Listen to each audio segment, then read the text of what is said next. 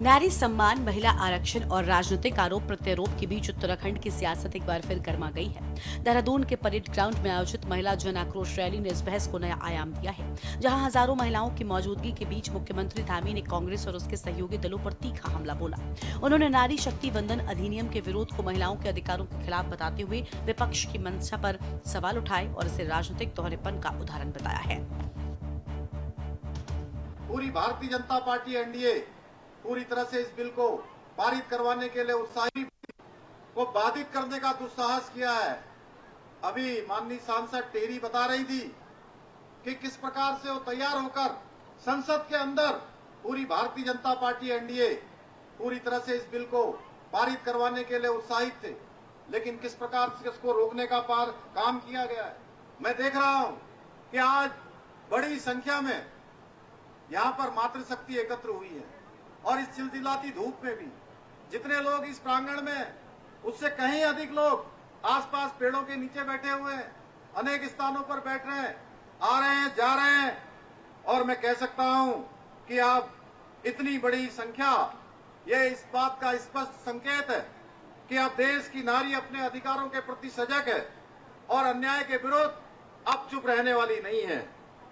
भाइयों बहनों, मैं आज के अवसर पर यह भी कहना चाहता हूं, मुझे आप सबके इतने बड़े प्रचंड यहां पर जनाक्रोश को देखकर ये पूरी तरह से विश्वास हो गया है कि देवभूमि से ये जो आवाज उठी है ये पूरे देश में गूंजेगी। देहरादून के परेड ग्राउंड में आयोजित इस विशाल रैली में बड़ी संख्या में महिलाओं की भागीदारी ने इसे महज एक राजनीतिक कार्यक्रम से आगे बढ़कर जनभावनाओं के प्रदर्शन का मंच बना दिया। मुख्यमंत्री धामी ने कहा कि ये रैली नारी सम्मान और अधिकारों की आवाज है, जो उन ताकतों के खिलाफ उठ रही है जो महिलाओं के सशक्तिकरण में बाधा डाल रही है। अपने संबोधन में मुख्यमंत्री धामी ने महाभारत का उदाहरण देते हुए कांग्रेस और उसके सहयोगियों पर तीखा हमला बोला।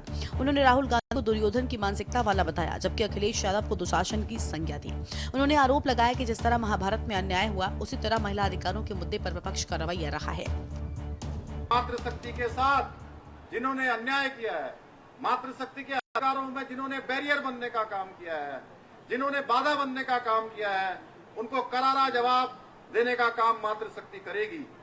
बहनों, आप सभी भली भांति जानते हैं कि हमारे प्रधानमंत्री आदरणीय नरेंद्र मोदी जी ने देश की मातृशक्ति को उनकी लोकतांत्रिक व्यवस्था में उनको अधिकार मिले, उनको दिलाने के लिए नारी शक्ति वंदन अधिनियम वो देश की संसद के अंदर लेकर आए।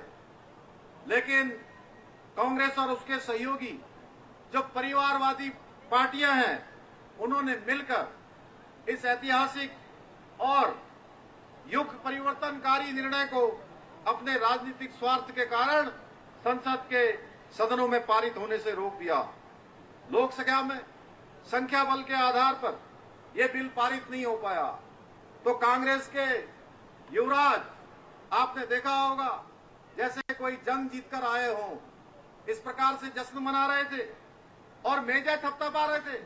भाइयों बहनों, उसी के साथ ये दृश्य जब हम देख रहे थे तो महाभारत की उस सभा की याद आई, जिस सभा में कौरवों ने जोर जोर से हंसते हुए एक अबला नारी का अपमान किया था।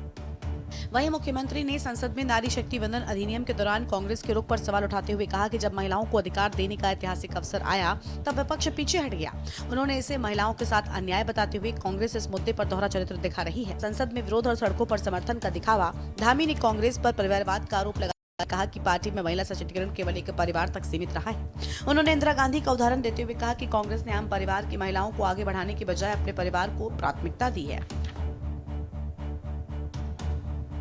मुख्यमंत्री ने प्रधानमंत्री मोदी के नेतृत्व में चलाई जा रही योजनाओं का उल्लेख करते हुए कहा कि उज्ज्वला योजना, बेटी बचाओ बेटी पढ़ाओ और जनधन जैसी पहलों ने महिलाओं को सशक्त बनाने में अहम भूमिका निभाई है।